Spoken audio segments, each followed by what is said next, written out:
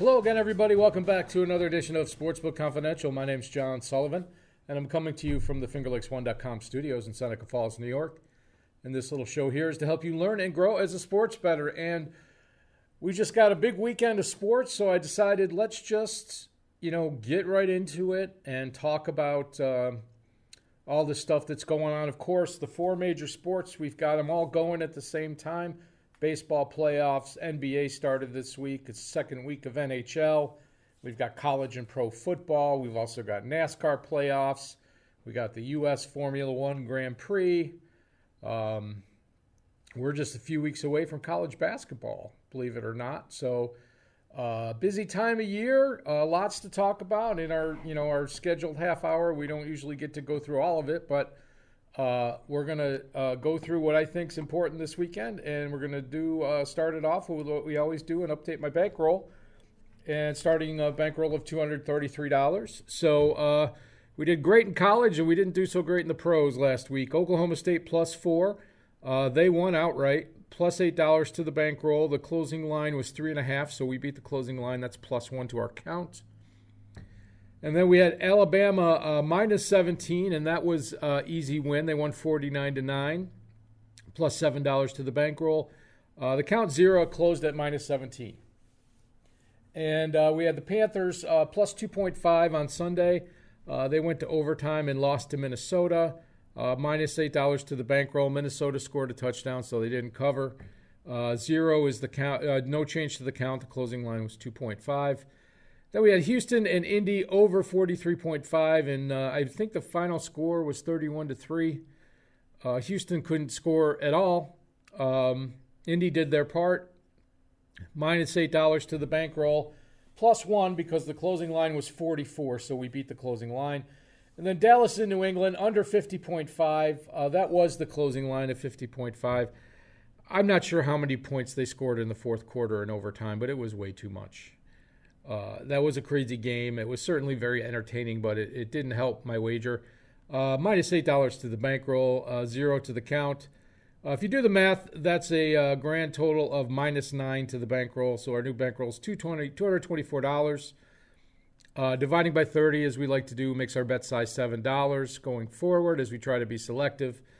And adding 2 to the count, we went +2 this week, so our account is now +10.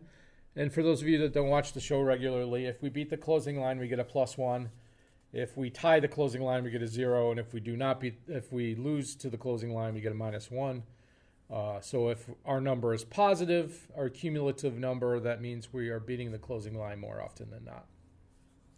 So that's a good sign. That's a good sign that we're finding value in our wagers. So let's just move right along. I'm going to start with college football.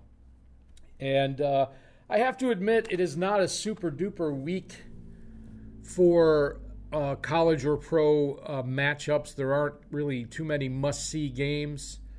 I put up the games of interest to me or to betting interests might be here. We're going to start with Syracuse at Virginia Tech, -346. This is a game where I don't know what to expect. Of course, here in New York, we are not allowed to wager on New York college teams, so there's no wager for me in this game. But I do lean Virginia Tech here. Syracuse has shown improvement under their new quarterback. I feel like Virginia Tech is probably one of the better defenses they're going to play this year. This could go either way. I don't really know, but I would lean to the under here. And then Wake Forest at Army, I find this to be an interesting game. I like the under here, 52.5. Army is obviously going to try to shorten the game. They are not afraid to move at tempo, but I feel like this is not going to be one of those high-scoring games. This 52.5 is a good number. If it got down to 51, I would probably pass. But you would think Wake Forest would take care of business in this game, but you never know. Wake Forest hasn't, they benefit from a relatively easy schedule this year. We'll see if they can finish the season undefeated. Wisconsin at Purdue. This is a very interesting game. Purdue is coming off a win against Iowa, and now they're a 3.5 dog at home to Wisconsin. So it's kind of who you believe in. Wisconsin is just a team that played a killer schedule this year and has just not performed up to expectation. If you like Wisconsin, you like the over here, I think, because I feel like they're the team that's going to put up 24 points or whatever. But 3.5 is a lot. 3.5 is a lot for two teams that are pretty equal. I don't really have a play on that game, but makes you think. Clemson at Pitt, 47.5. So you've got a team with an awesome defense in Clemson and a team with a pretty darn good offense in Pitt, and then their opposites are pretty poor. So it all depends on who you think has the better strength versus the lesser weakness. You would think that Clemson's offense is more likely to get better than Pittsburgh's defense here. So, I would lean towards the +3 with Clemson, but you never know. 47.5 is a lot for this game. I don't know. I don't know how I feel about that total. Oregon at UCLA, -1 for UCLA at home, 60.5. Of course, Oregon lost at Stanford. That was their only loss, and now they travel to UCLA. And both of these teams want to play up-tempo. They like to go for 2. I like the over in this game at 60.5. I think once it gets to 62 or 63, you might want to pass. But I see no reason for these teams to not move the ball up and down the field. Oklahoma State at Iowa State. So Oklahoma State continues to get no respect in the Big 12. They are ranked 8th now, up from 12th from winning at Texas. And now they have to go to Iowa State, to Ames, Iowa, and take on Iowa State Cyclones. Getting 7 points, it's a lot. It's a lot. I'm not, unless there's a major injury that I'm missing, this doesn't really make a whole lot of sense to me. I do like Oklahoma State to be very competitive in this game. I feel like they might be, you might want to be on the money line there even. But at +7, that's something that you really got to consider. I feel like the over might be in play here if you like Oklahoma State. If you like Iowa State, you got to think under. You got to think that they're just going to stuff Oklahoma State from scorings. Oklahoma State won 32-24, 32-28, something like that last week. So that was 60. I don't know. I mean, it depends on which side you're leaning, which side you would like on the total. And another game that kind of mystifies me is undefeated San Diego State at Air Force, a Mountain West game. San Diego State has an amazing defense. Air Force has a good defense. This is going to be a low-scoring affair. Air Force is a tough place to play. It's at altitude. I feel like San Diego State getting 3 is really the side to take here. 39 is the total. I would be very surprised if that went over. The only way I could see this going over is if San Diego State gets down early by a couple of scores and they're forced to go passing up tempo and not rely on their run game. But boy, the book is like really tempting you to take San Diego State here. I feel like San Diego State has a legit shot at going undefeated. They have 0 chance of making the college football playoff, but they do have a legit shot at completing the season without a loss. And then the big rivalry, USC at Notre Dame. Notre Dame -7, 58. Notre Dame's only lost 1 game to a very good Cincinnati team. I feel like they'll take care of business here, but boy, they have not been able to cover games. I would not be surprised if this came down to a 3-point game at the end. I also would not be surprised if Notre Dame ran away with it because USC is in kind of disarray. But this is their, USC's kind of, they have their big rivalry with Notre Dame, and then they have their crosstown rivalry with UCLA. Those are their 2 big games left. So I expect it to be competitive and close. So I kind of lean towards taking the points with USC here, but I think I'm going to pass on that game. And then finally, Tennessee at Alabama, -24.5. So Alabama dismantled Mississippi State last week. I feel like that was a statement game after coming off their loss to Texas A&M. So you have Tennessee, which is a team that concentrates on offense over defense, And a lot of their higher scoring games have included, big special teams plays. I feel like the play here in this game is the under 68.5. That's a lot of points. Tennessee's got to go into Alabama. They've got to try to score points in Tuscaloosa. Even with all of the, all of their offensive weapons, it's going to be a very difficult task. I feel like Alabama, this is a game, last game Alabama wanted to just destroy their opponent and show that they are not a paper tiger. And this week, I think, I don't know about covering the 25 points, but I feel like if they get up by 17, that they're not just going to they're going to want to keep the ball away from Tennessee's offense. So I feel like the under is the play here.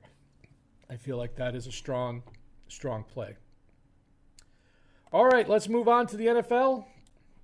And we've got Week 7 starting off with the Bengals at the Ravens, -6, 46.5. Of course, in parentheses, I have my statistical model I do on a spreadsheet that comes up with a mathematical prediction to the game. Take it for what it's worth.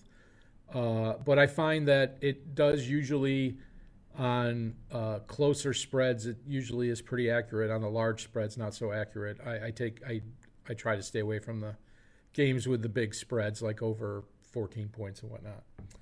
Anyway, my model has it at -8.53, 45.53. So it's within a point of the total, and it likes the Ravens at -6. I don't disagree with this. The Ravens are playing great. They had some early season injuries. Things can always change. This is a division game. I feel like if this got to 7, that I would think about taking the Bengals. I feel like the Bengals are a very underrated team. Their defense still has a way to go, but they can score points. I feel like the Bengals are going to be competitive in most games. There are games they're not going to be able to close out against certain opponents, but this is a team that is getting tougher and tougher each season to blow off the field. So I do like the Ravens at -6, but at 7, I kind of start at 7.5. I would really like the Bengals. The Washington football team at the Packers. After Aaron Rodgers announced that he owned the Bears, he moves on back to Green Bay to take on the Washington football team. -7.5, 48.5. I have it at -7.75 and 50.13. So my model likes the over here. And I think if it stays under 49, the over would be the play on this game that I would make. It's the spread's about right on, and it's tough to say what Washington's going to do. Green Bay has been doing well with a makeshift offensive line. They've had some of their starters out, and they've just seemed to not miss a beat. As long as their skill players stay healthy and they can continue to put up points at the pace they're doing, they don't have to rely on the defense as much. So not a play on the cover here. And then we have the Falcons at the Dolphins. Dolphins 2-point dogs at home, 48. I have the Falcons. I have this as really a coin flip game. And then 47.64. So the total's right on. It's kind of how you feel about the Dolphins coming back from London. I think that's why they're a dog. I don't really think that's a factor. I feel like it comes down to what you think about Tua versus what you think about Matt Ryan. It's kind of a coin flip game. So, if either side is getting good odds, you would want to bet the side that was getting good odds. But I don't feel like laying any points here, that's for sure. The Jets at the Patriots, -6.5, 43. -6.97, 37.7. So my model likes the Patriots. Again, division game. I feel like this could be, obviously the Patriots are very tough at home. But you get into 7.5. If it gets up that way, I might think about taking the Jets. The Jets are obviously struggling this season, with their new head coach and their new quarterback. I feel like they will get better. Before the season's over, they will be more consistent. They've played some close games. I wouldn't be surprised if this was a close cover, if this ended up being a 3 or 4 point game. So at under Under 7, you lean Patriots. Over 7, you lean Jets. Panthers at Giants. The Panthers are a team I like to bet on, and they haven't done very well for me. Panthers are minus 2.5 at the Giants, 42.5. I have them as minus 1.5. Panthers are favorites by 1.5, 42.50. So 42.59. The total's right on. The Giants, Daniel Jones is back from concussion. A lot of their wide receivers are out. Saquon Barkley is likely not playing this week. It's a tough go for the Giants right now. They are just too many men down. That being said, the Panthers have not been able to pull away from any teams. They've had some big leads and have just not been able to put the foot on the throat, so to speak. So I would not be surprised if this came down to the last play as well. My spidey sense is going off saying stay away from this game, and I'm planning on doing that. Chiefs at the Titans, plus 5, 57.5. I have the Titans as 1.25 underdogs to the Chiefs, 58.06. So the total's right there. My model likes the Titans here. The Chiefs are coming off a very bad game. They're 3-3. The Titans are coming off a great game, and they're 4-2. I do think on paper the Chiefs are the better team here. The question is, are they the better team by 5 or even 5? 5.5. I really like the Titans here if it gets to that. It's just, I feel like it's a letdown spot after their big win over the Bills. Everything with the NFL, it seems to be like the Chiefs are coming off a bad game. They're going to perform more to expectation. However, it is strictly a cover play. I do like the Titans plus 5 here. I feel like this will be a close game. I feel like the league is kind of caught up to the Chiefs. Part of the reason is the Chiefs are much worse on defense than they are on offense. So teams can kind of hang around. The Chiefs used to get up by 21, and it was game over because their defense was good enough to hold that big of a lead. They're not that good enough to do that anymore. So I feel like the Titans can do some stuff. Vrabel is a good coach, and it's going to be, that's probably the must-see game of the NFL schedule. And then Lions at the Rams. It's the quarterback bowl, the narrative bowl, whatever you want to call it. Jared Goff versus his old team. Matthew Stafford versus his old team. Rams minus 15.5, 51. Minus 19.40, 48.14. So my model likes the under. I would not be surprised with that. I feel like if this game does get away early and the Rams go out to a big lead, that the teams will kind of play the second half, semi-throwing in the towel. However, I feel like if the game is close, that would mean that the Rams did not score a lot of points, and it would be under the 51.5. Is it 51 even? So I do like the under there. And my model, I don't like my model on large spreads. I can't go near that. Can't go near that at all. So let's look at the rest of the games on the NFL schedule. The Eagles at the Raiders, minus 2.5, 48.5. I have it at minus 1.94, 48.85. So you have two teams here that are wildly inconsistent, and they're both pretty even on paper, I think. I have the Raiders as about a 2-point favorite. They had a really good game coming off their coach resigning. There could be a regression. I feel like hopefully they will get more of a home field advantage now that the season has moved along. The total's right where it's supposed to be. The Raiders are going to have to score points to win this game. It's going to have to be a high-scoring game. I don't like a wager on it. Texans at the Cardinals, minus 18, 47.5, minus 18.29, 49.75. Model likes the over. The Texans only scored 3 points last week, and I believe that was at home. No, they were in Indy. I'm sorry. On average, as bad of a team as they are, they're going to score more points than that. So you could easily see 10 or 17 from the Texans. So if you think the Cardinals are going to score 31, then you would look for the over. Model leans towards the over. I don't have a play on the total. And also, on the spread, if you stop and look at the schedule, this coming Thursday is Cardinals-Packers, a big game. If the Cardinals get ahead, you might see some subs in this game, which doesn't, if you're thinking about taking the Cardinals against the spread, I might have a second thought about that, because it's highly likely that if this game gets out of hand early, that the second string comes in for Arizona, as long as they keep a lead. Bears at Bucks. Bucks minus 12, 47.5. I have it at minus 13.91, 45.73. So we have the under.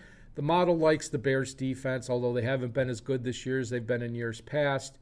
Of course, the Buccaneers they have so many offensive weapons. If they're missing 2 or 3 guys, it doesn't really make a difference. They've got 3 solid tight ends. They've got 5 solid wide receivers. They've got 2 solid running backs. Of course, Brady's the key to the whole thing. If he went down, things would change dramatically.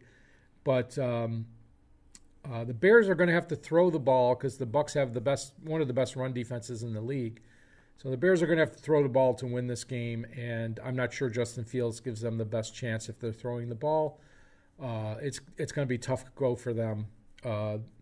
You would hope if they're competitive at all, it would go under. But other than that, I don't really see much in this game. Colts at 49ers. This game intrigues me a lot, because the Colts are a team that's just been playing better and better. Their record does not indicate how good they are. They have one of the best coaches in the league in Frank Reich. I say that on this program all the time. His coaching is very rarely going to cost you a game or cost you points. On the other side of the team, Shanahan does a good job as well. I understand Garoppolo is going to start this game. It's expected to start this game. But 4.5, this could easily go to 5.5. And I have the Colts as a 1.12 dog. So if they're going to get 5.5 in this game, or they should get 5 at some point, I don't see how you can't take the Colts here as a cover play. Colts games, I think, are usually, they usually go over. They're usually, when Colts play, both teams score in the 20s at least. I was very surprised that the Texans only scored 3 last week. I think that's more indicative of the Texans' problems than the Colts' defense, although their defense is average to above average.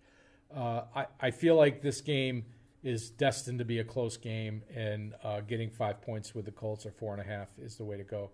And then Monday night, Saints at the Seahawks, plus 4.5, 42.5.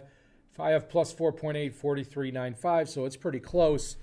Jameis Winston is always going to give you that bumpy game now and again, and the Seahawks are already looking for alternatives to Geno Smith. I feel sorry for him. They're kind of taking the ball out of his hands, and they're going to try to run the ball as much as possible, which is why the total is low.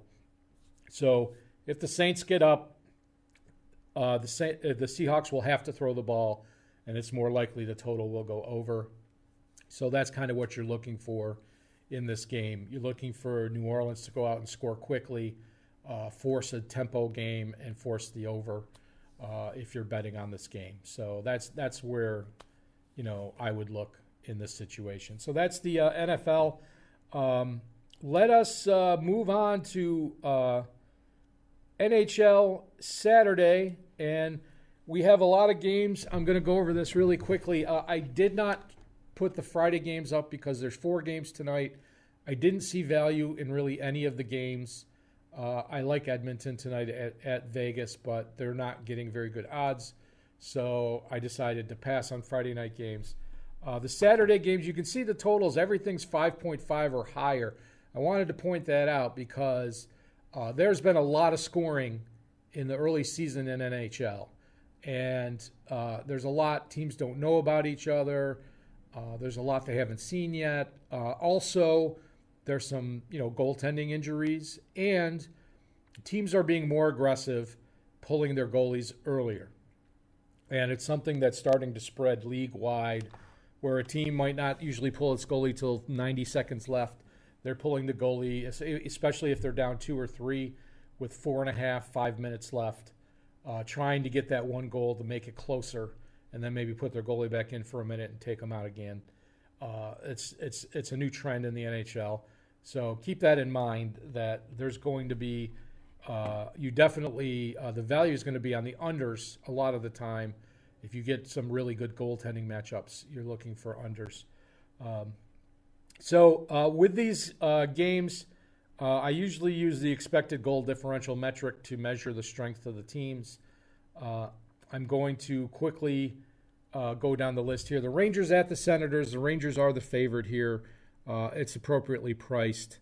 And then let's move on to the Flames at the Capitals. I feel like this game is a lot closer. The Flames and Capitals are pretty close statistics-wise. So the Flames plus 130 is kind of a value there. Ducks at the Wild. The Wild are the better team here. I don't feel like there's any value in betting that number. Hurricanes at the Blue Jackets. Hurricanes statistically are one of the better teams in the league so far. I feel like the Blue Jackets, their expected goals are pretty low, but their goaltending has kept them in games. And I feel like that they're going to be a team that you might want to bet on from time to time if they're getting a really good number. The Red Wings at the Canadiens. This game I really like the Red Wings. The Canadiens have been horrible this year. They have a lot of players departed and or injured or left. And they haven't won a game yet. And it's tough to fade the Red Wings here. They're an above average expected goals team. So I do like them in this spot. Sabres at the Devils. These teams are very even. The Sabres are actually ranked number 1 in the league in expected goals right now. The thing is, they're playing back-to-back. They're playing the Bruins tonight at home, and then tomorrow's their first road game in New Jersey. I do like the number that the Sabres are getting, plus 150, but if they were not back-to-back, I'd be all over that. Panthers at the Flyers. The Panthers are the better of these two teams, but they're both top 10 teams in my opinion. There's just not enough of an advantage to bet either side as far as the numbers go. So let's finish our NHL Saturday. Maple Leafs at the Penguins, two very good teams. The Penguins have been playing great even without Sidney Crosby and Malkin. But Tristan Jarry's in COVID protocol, so the Leafs might be the play here. Avalanche at Lightning. Avalanche also had some COVID issues. Assuming they have their players back, I feel like they're the side to take in this game, and that could be a preview of the Stanley Cup Final. The Predators at the Jets. The Jets are the better team here. I like the under in this game. These are probably two of the best goaltenders in the league, UC Saros and Connor Hellebuck. The under 6 would be the play in my opinion. Kings at the Blues. There's not enough to bet either side here. I think the Kings are slightly less than the Blues. Plus 140 is not good enough, and minus 170 is too deep a number to bet the Blues. Islanders at Coyotes. Believe it or not, the Coyotes, for as bad as they are, have a better expected goals per game than the Islanders.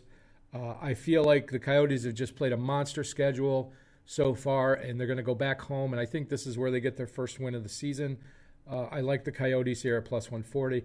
And then the Canucks at the Kraken. Seattle's first home game will be on ESPN. The Canucks are definitely the better team here, and I expect the Canucks to win. I feel like a lot of people are betting the Kraken just because it's their first home game. Hopefully the Canucks line goes to plus 100 or higher, but I do like the Canucks here Saturday night. So before we get to my picks, let's look at NASCAR at Kansas. We're in the second round of the playoffs. The round of 8 of the playoffs. We're in the second race of 3 races. Kansas is a 1.5 intermediate oval. Intermediate tracks are a big part of the NASCAR schedule. Of the last 7 races they've had at Kansas, Penske or Joe Gibbs have won 5 of the last 7. I think Harvick won 1 and Larson won 1. So all of these odds here are the playoff players. Larson has already moved on to the next round for winning the last race, so it's not imperative for him to win. Hamlin has 2 wins here. He's plus 550. Kyle Busch has a win here. He's plus 600. Elliott's plus 800. Blaney 10-1. Truex 11-1. Keselowski and Logano. Keselowski has 2 wins in the last 7 here. He's 14-1. Logano very competitive here, 16-1. And then the other JGR car is Christopher Bell. He's 30-1. I like the Penske cars here a lot. Blaney is in the play. All 3 of them are in the playoffs. Keselowski, Logano, Blaney. Blaney is in the advanced stage, but Keselowski and Logano probably need a win to advance because they're way behind. They will probably go all out here because this is one of their stronger tracks. So that is where I'm looking for my value in this race. So let's wrap it up with my picks. And I got 2 college games for you. I'm going to take Oklahoma State plus 7, minus 110. I feel like they're a live dog here to win this game outright. I feel like they will play Oklahoma for that Big 12 title game. Hopefully they can go undefeated to when they meet Oklahoma at the end of the season. Tennessee, Alabama under 68.5. Once again, Alabama's plan should be to keep the ball out of the hands of the Tennessee offense. So the under is definitely the play here. The Titans plus 5 on Sunday. It's really tough to fade Kansas City because they could just put up 60 points one day and there's nothing you can do about it. But I'm going with what the numbers tell me. That is, this should be a competitive game. This should not be a blowout. And then the Sunday night, the Colts plus 4.5, minus 110. I feel like that number might go up, but I really like the Colts here. They tend to play a lot of one-possession games, and they definitely have a chance to win this game outright. Then on Saturday night in the NHL, I said I was going to take the Arizona Coyotes money line to get their first win, plus 140. Carter Hutton is one of their 2 goalies. He has not done great. Hopefully, they're playing an Islanders team that's really struggling to score goals, and Arizona has not failed to score goals. They've just given up too many. So we'll see how that pans out. And then in the NASCAR race, I'm going to take a half a unit each on Keselowski and Joey Logano to win in Kansas. Maybe get me some coin to upgrade my bankroll. Hopefully this will work out. We'll have to see what happens. But a very interesting week in sports. Thank you for spending some time with me this week. I'll be back next week with another episode. We'll try to fire up another sportsbook lesson for you. So before we do that, let's play the outro music, and I'll see you next time. Let's go get some winners, folks. Take care, everybody.